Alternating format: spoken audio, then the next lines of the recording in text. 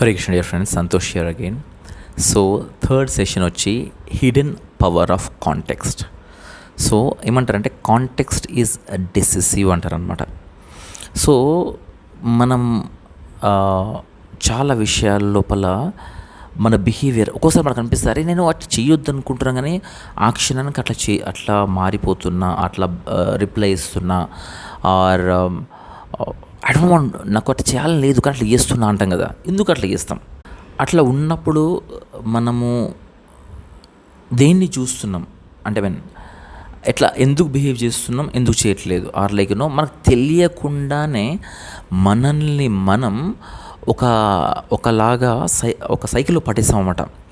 ఒక కాంటెక్స్ట్ అంటే మనకేంటంటే ఆ సిచ్యువేషన్ కానీ యాక్చువల్గా ఆ సిచ్యువేషనే కాదు, ఆ సిచ్యువేషన్ వల్ల కొన్ని నాటుకుపోతాయి మన లోపల. అరే నేను ఎట్లా ఉండొద్దు, నేను ఎట్లా ఉండాలి అని చెప్పేసి ఒక్కొక్క ఏజ్లో ఒక్కొక్కలాగా అవి నాటుకుపోవడం వల్ల మనకు తెలియకుండానే అదే బిహేవియర్ని మనం వేరే వాళ్ళ దగ్గర కూడా చూస్తాం. ఒకానొక టైంలో ఒకానొక పర్సన్తోని టైం ప్లేస్ సర్కమ్స్టాన్స్ అంటారు కదా, ఒక టైంలో అట్లా హర్ట్ కావడం వల్లనో, బాధపడడం వల్లనో, కోపం వల్లనో అది మన లోపల చాలా ముద్ర పడిపోతుందన్నమాట.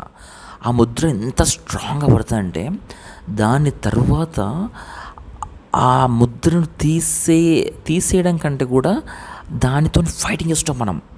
ఆ ఫైటింగ్లో ఆ పర్సన్తోనే, ఆ ఇన్సిడెంట్, ఆ సిచ్యువేషనే కాదు, ప్రతి ఒక్కరితోనే అది ఒక రివెంజ్ లాగా మన పైన మనం రివెంజ్ తీసుకుంటాం అన్నమాట.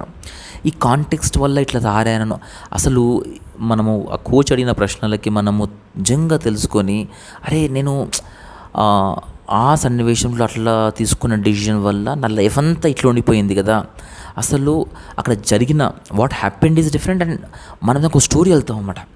ఒక జరిగింది ఒకటి ఉంటుంది, దానికి స్టోరీ వెళ్తాం మనం. ఆ స్టోరీ వెళ్ళేసి ఆ స్టోరీలో బతుకుతాం మనం. సో వెరీ వెరీ ఇంపార్టెంట్ అసలు ఇది.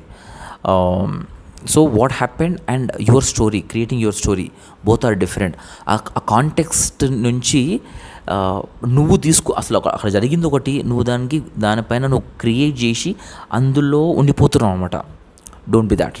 ఈ రెండుటిని సపరేట్ చేసి చూస్తే, అరే అక్కడ జరుగుతుంది వేరు, నేను చూస్తుంది వేరు అని నిజంగా చూడగలిగితే నీకు చాలా ఫ్రీడమ్ అనిపిస్తుంది. అరే ఎంత అంటే నేను ఆ సన్నివేశాన్ని నన్ను కానీ మన పరిసరాలను కానీ వేరు చేసి చూడగలుగుతున్నా అని నీకు ఒకలాంటి ఫ్రీడమ్ వస్తుంది. You will definitely enjoy. Thank you guys.